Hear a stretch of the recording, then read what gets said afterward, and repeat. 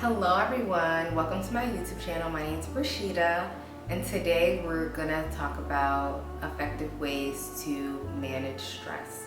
So these are evidence-based practice ways, but they're things that also work for me. I'm gonna share my 5 favorite tips with you today. The first one, and probably one that I struggle with a lot, is saying no. And setting very clear boundaries. I've had to learn to have tough conversations and make things clear. In the beginning of my no journey, I probably wasn't as nice or maybe not as clear than I am now, but it does get easier, and I think it wasn't even that I wasn't as nice, it's just I didn't have the tools yet to phrase things in a way that would be well received more times than not. So say no. If you don't want to do something, say no. And a pro tip for that is say, I'll think about it. Don't immediately say yes to anything. Say, I'll think about it, or say maybe. Because sometimes I really do want to say yes, but then later I regret my yes and then I have to take it back. So my new thing is saying maybe, or let me think about it, or let me check my schedule. My second tip is to schedule your breaks. Whether it's a vacation, whether it's just 5 minutes in the day, whether it's a month long, whatever it ends up being. I'm sure most PhD students don't have a month that they can just take away from their work, but if your life circumstances lead you to needing a month, because life does happen, right? We go through losses and we take some L's, and some can be traumatic. You may have to take a month or years, who knows? Make sure you schedule it. So for me, I try to schedule 1 day a week where I don't do any work.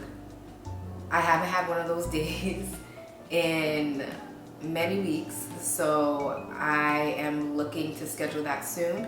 But also I am relocating to the Caribbean for a month, and I'll talk about that another time and let you guys know where I'm going once I get there. But because of that, I have been not scheduling a whole day. Sometimes I'll just take a couple of hours to myself or end a day early, but I have it scheduled. So a week or two before that day comes, I already know, okay, on March 17th, I'm going to take a day to myself. And I need to make sure that I keep my head down before March 17th to get everything done so that I can fully relax on March 17th. Which sometimes leads you to be more productive because you know your break's coming. So then you're more likely to do a little extra and push yourself a little more because you know that the light, the mini light anyway, at the end of the tunnel will be on March 17th. My third tip is to find what works best for you in terms of managing your time. So I love the Pomodoro method. That's when you do work for a certain amount of time and then take a little break. So I usually do 30 minutes of work and then take a 5-minute break. It helps me keep track of how long things take me, and then it also helps me plan my days better. So instead of saying, I'm gonna finish this project on Monday, I say, all right, you know what? I'm gonna schedule myself to do 10 Pomodoros for this project on Monday and then see where I end up.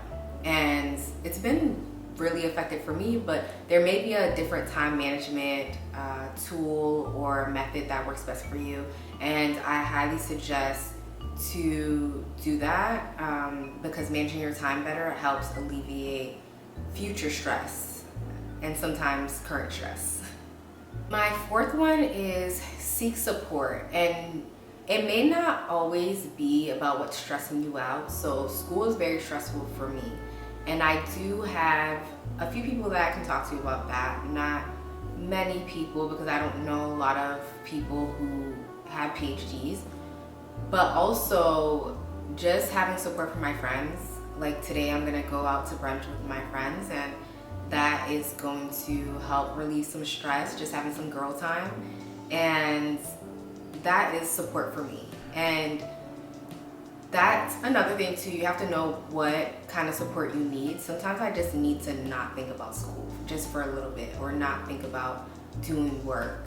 So my friends have been a huge source of support for me when it comes to that. But I also have support when it comes to exercise. I have a great trainer and a great gym community. I have a great community when it comes to Christianity, and super thankful for that. So everyone has really been carrying me through this year in their own way. So community is important. Community is so important. So definitely seek support. And my last tip for stress management sounds cliche, but self-care. Self-care is so important. Self-care doesn't have to be fluffy pillows and bubble baths. It can be, and it doesn't have to be expensive. It can be, definitely. It could be something as simple as taking a walk on a nice day, or making your favorite food, or just finding something that you really enjoy doing that is part of you, you know, like getting to know yourself and your identity, what's part of you. So fitness is important to me, so sometimes a walk might do it for me.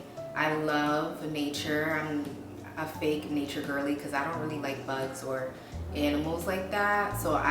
But I do like taking little hikes and things like that. And sometimes that's what self-care looks like for me.